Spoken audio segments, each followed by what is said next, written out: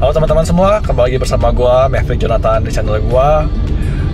Di video kali ini merupakan video yang cukup bersejarah buat gue, karena teman-teman sudah tahu ya sebagian bahwa gue mempunyai hobi sepeda. Gue juga sudah mereview sepeda beberapa kali, dan juga tempat-tempat sepeda juga pastinya. Nah, kali ini gue mau menjual sepeda kesayangan gue, yaitu Trek Madon SLR 8 yang di belakang gue ini. To be honest, gue ya agak berat guys. Kalau bukan masalah keuangan ya, gue pengennya sih punya sepeda yang all round, punya sepeda yang aero. Tapi karena ya harus sadar diri juga, nggak boleh egois. Udah punya keluarga, apalagi bentar lagi punya anak yang kedua dan tiga pastinya. Gue harus bisa mengatur keuangan gue dengan baik, sehingga gue terpaksa harus menjual sepeda aero bike gue. Nah, kenapa ya, selain masalah keuangan dan juga tuntutan juga, gue juga menjual karena ya banyak yang bilang kalau postural gue lebih ke arah climber, atau untuk fungsinya lebih ke menanjak.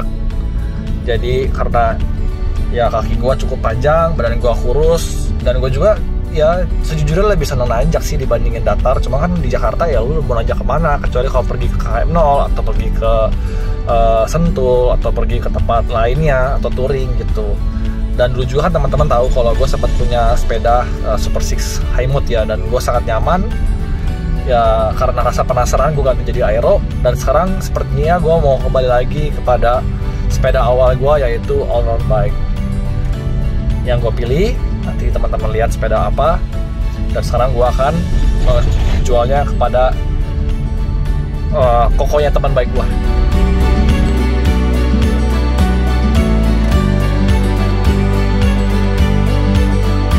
Halo semuanya, nah sekarang gue lagi ada di Build a Bike Alam Sutera, di tempat dimana semua dimulai. Jadi gue kemarin beli trek juga di sini. Teman-teman, sepedanya masih dalam box. Tadinya hari ini mau dirakit, cuman ternyata ya waktunya nggak keburu karena ini udah sore. Tadi gue baru aja jual sepeda gue ke teman gue. Kita lihat yuk, sepedanya ada di box. Besok gue kasihin lagi, kemungkinan sepedanya udah dirakit dan sudah selesai. Halo semuanya, sekarang aku lagi ada di BSD, tepatnya di Cubic. Tadi gue sudah mengambil sepeda gue, nih sepeda gue dari Build a Bike Alam Sutera, dan sekarang gue akan merakitnya di Spin Warrior lantai 2 Cubic bersama Ko Andre. Ya buat teman-teman nih yang belum tahu Ko Andre, gue bisa ngomong ini salah satu mekanik andalan gua yang gua udah kenal semenjak dari gua awal mulai sepeda sampai hari ini, tidak pernah mengecewakan. Gue berani rekomend ke teman-teman semua, kalau teman-teman mau membangun sepeda, merakit sepeda, memperbaiki sepeda, boleh banget datang ke Spin Warrior, boleh banget ketemu sama Ko Andre. Ko Andre akan siap membantu, dan juga bantuannya yang pasti sangat mumpuni, karena so far tiap kali ada masalah selalu ada solusi dan kembali enak seperti pada awal mulanya. Nah, kita nanti akan membangun di sini di Spin Warrior. Sepedanya juga akan kita unboxing. Kita lihat yuk.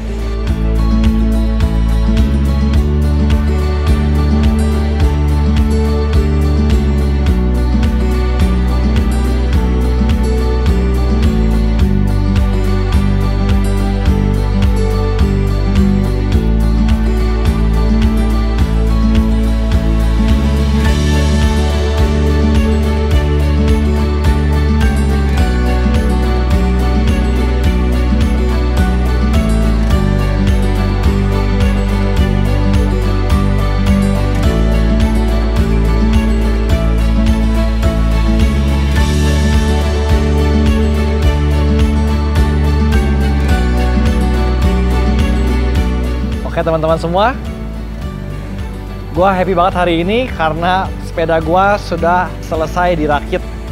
Tadi gua sudah merakit sepedanya ke Spin Warrior, yaitu ke Ko Andre, mekanik terpercaya yang gue berani merekomend ke teman-teman semua. Kalau teman-teman mencari mekanik yang bagus banget di daerah BSD atau Jakarta masih oke lah ya. Nah ini dia sepedanya, dan semua untuk ukuran sudah di fitting juga oleh Ko Andre. Jadi gue menyesuaikan dengan fittingan yang gue dapat dari Bikes and Bike untuk ketinggian saddle-nya, untuk maju mundurnya, dan juga untuk yang lain-lainnya. Nah sekarang gue tinggal mereview sepeda ini gitu guys. Jadi yang gue beli itu adalah Trek M-Honda SLR 7. SLR merupakan versi M-Honda yang tertinggi. Ini adalah Trek M-Honda Project One. Jadi dia di assemble atau dirakit di Amerika, dan juga frame ini dicat di US, di Amerika, sehingga dia menuliskan Project One, yaitu adalah versi custom paint dari Trek. Untuk warna dari sepeda ini gue suka banget guys, karena warna sepeda ini tuh kalau teman-teman lihat dari kamera mungkin melihat ini warna merah dan juga warna hitam. Sesungguhnya ini bukan warna hitam, tapi ini warnanya navy blue. Navy blue ini juga beda daripada navy blue yang lainnya karena dia merupakan warna candy tone. Jadi kalau kita lihat dari dekat itu akan terlihat tekstur karbon dari frame M-Honda ini. Di sini juga terlihat ada lambang timnya Trek, itu adalah Segafredo Zanetti. Dan juga di sini ada ya stiker UCI dan lain-lainnya, ada stiker Made in United States-nya dan OCLV-nya, dan di sini ada stiker Project One. Jadi cantik banget ya. Buat warnanya sih gua betul-betul suka sekali. Berbeda dengan Trek Madon gua yang remnya itu menggunakan rim brake. Jadi ya di remnya tuh si wheelsetnya. Untuk sepeda gua kali ini gua menggunakan disc brake karena gua akan pakai untuk climbing, naik gunung dan turun gunung, sehingga waktu saat turun gunung itu tangan gua nggak begitu capek dan juga lebih pakem aja guys, jadi lebih aman kalau menggunakan disc brake.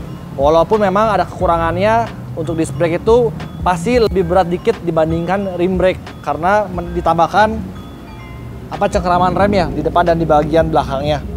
Oke teman-teman, untuk grup set sendiri ini menggunakan grup set SRAM Force AXS 12 speed. Jadi untuk ukuran crank depannya ini dia menggunakan ukuran 48 dan 35. Dan juga di bagian ini karena dia 12 speed, jadi dia dari 10 sampai 33 untuk kaset atau sprocketnya. Ini merupakan grup set yang cocok sekali digunakan untuk climbing. Nah, karena gua pertama kali nih pengguna SRAM, gue juga penasaran pengen tahu SRAM sama Shimano itu lebih enak yang mana, karena saingannya SRAM Force ini adalah Ultegra Di2. Jadi kalau di sini SRAM Force Etape dia juga menggunakan teknologi mirip dengan Shimano Ultegra Di2, dia menggunakan baterai. Jadi di sini ada baterainya guys. Ini ada baterainya nih. Nah, ini baterainya nih. Baterainya itu ada 2 di belakang dan di depan. Kalau di Di2 itu cara ngecasnya teman-teman harus colok di bagian si handlebarnya. Untuk kali ini teman-teman harus mencabut si baterainya 2 biji dan mengecasnya kurang lebih selama 1 jam. Nah itu sendiri tadi gue udah bahas mengenai grup setnya, dan di sini gue menggunakan Etape. Etape itu artinya dia sudah memiliki power meter yang dual, artinya kiri dan kanan dia memiliki power meter. Dan SLR 7 ini juga bawaannya menggunakan wheelset Aulus Pro 37. Tetapi karena gue pengen lebih performanya lebih bagus lagi, sehingga gue mengupgrade ke Aulus RSL 37. Kenapa demikian? Karena ya gue termakan oleh marketingnya yang luar biasa, dan juga review di YouTube yang gue sudah lihat beberapa orang-orang bule yang memakai. Ini tuh enak banget, nyaman banget, terutama untuk touring, dan dia tuh aerodinamis sehingga masih nyaman digunakan di tempat yang datar. Terus berikutnya, tadi gue sudah bicara mengenai grup set. Ini bahan bawaannya menggunakan Bontrager R3. kemungkinan besar gue akan mengganti ke GP 5000 atau pilihan yang lainnya. Wheelset ini tuh bagusnya apa guys? Dia tuh bisa kelincer atau ada ban dalamnya dan juga bisa turbular atau tanpa ban dalam.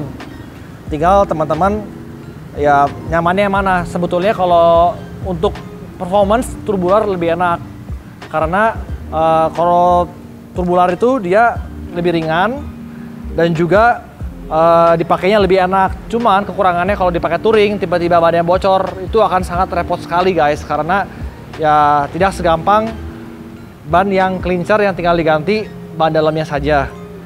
Berikutnya untuk ini handlebarnya, ini handlebar bawaannya dia sudah integrated. Spacernya tetap gue pakai karena gue pengen masih dapat comfortnya. Ukuran yang gue pakai di sini adalah 142. Nanti kemungkinan gue juga akan mengganti ke ukuran 110 dan 40 karena kemarin waktu fitting itu ukurannya 110 dan 40. Untuk saddle-nya sendiri dia menggunakan Ailoos Elite.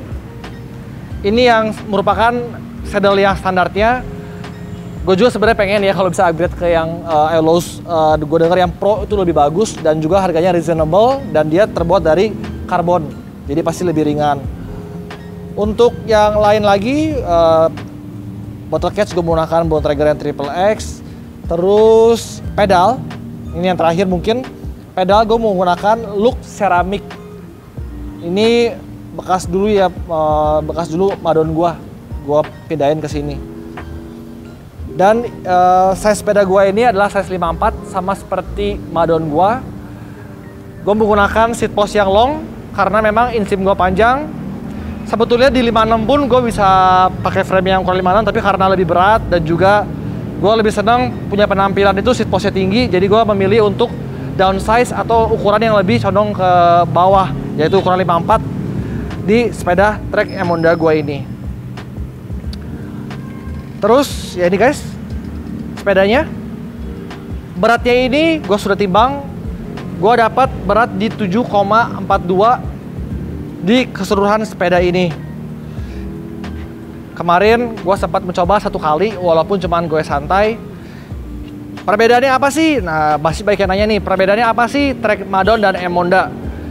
Gue akan mencoba untuk menjelaskan betul-betul secara objektif bahwa trek Madon itu gue bisa ngomong sangat nyaman, trek Emonda pun sangat nyaman. Tetapi hal yang sangat membedakan karena ini merupakan dua tipe yang berbeda. Yang satu adalah tipe aero dan yang ini ada tipe all-round. Yang pasti kalau aero itu pada speed tinggi dia akan terasa lebih bisa nyaman dan juga kita mau maintain atau diem di speed yang tinggi itu enak. Tetapi untuk mencapai speed yang tinggi itu membutuhkan effort yang cukup tinggi karena berat gitu guys. Jadi buat teman-teman yang baru mulai bersepeda, ya teman-teman gua rekomen sih sebetulnya beli sepeda all round dulu ya kalau aero karena awalnya tuh berat gitu. Nah untuk teman-teman yang senang goes ngebut atau sudah terbiasa mempunyai olahraga bersepeda, bisa menjadi suatu pertimbangan untuk membeli aero bike. Di samping penampilannya pun yang gua lihat ya memang harus diakuin lebih terlihat futuristik dan lebih kelihatan keren dan gahar gitu. Untuk all round sendiri ini apa yang gue bisa review dan yang membedakan sedikit daripada all yang lain karena ini adalah Emonda SLR yang terbaru. Dia menggunakan OCLV karbon tertinggi yang pernah dia buat, yaitu adalah 800, sehingga dia bisa mengklaim bahwa sepeda ini adalah crazy light and crazy fast. Jadi beratnya sangat ringan dan juga sangat kencang. Definisi kencang di sini memang yang diekspektasikan menyerupai aerobike. Tapi ya jujur kata nggak bisa lah namanya aerobike kan karena dia sudah didesain secara aerodinamis sebagus-bagusnya all-round. Untuk mengejar aero nggak mungkin sampai seperfect aerobike. Tetapi untuk sepeda ini gue bisa bicara di datar cukup nyaman. Keunggulannya apa? Untuk dari speed yang bawah nih ya, speed mulai sampai speed tinggi itu cepat. Tetapi mungkin ya gue juga belum coba untuk maintain di speed tinggi, pasti lebih nyaman di sepeda yang Madon atau yang aerobike. Seperti itu guys. Ya mudah-mudahan itu semua sih yang gue perlu omongin dari sepeda ini, sudah semuanya. Semoga teman-teman yang nonton video gue ini terutama yang lagi cari sepeda, bingung antara beli all round atau beli aero. Karena gue sudah mencobai kedua sepeda itu, jadi bisa menjadi suatu referral buat teman-teman. Buat teman-teman yang pengen tahu juga untuk review trek Madon gue yang lama, bisa klik di bawah ini, gue nanti akan taruh di description. Mudah-mudahan teman-teman happy. Teman-teman jangan lupa untuk subscribe, like, dan komentari video gue. Jangan juga lupa untuk klik tombol loncengnya supaya terus mendapatkan video-video yang pasti akan lebih seru berikutnya. Paling itu aja review sepeda Trek Emonda 2021 SLR gua ini yang versi SLR 7 etap. Itu aja paling guys. See you guys on the next video. Bye bye.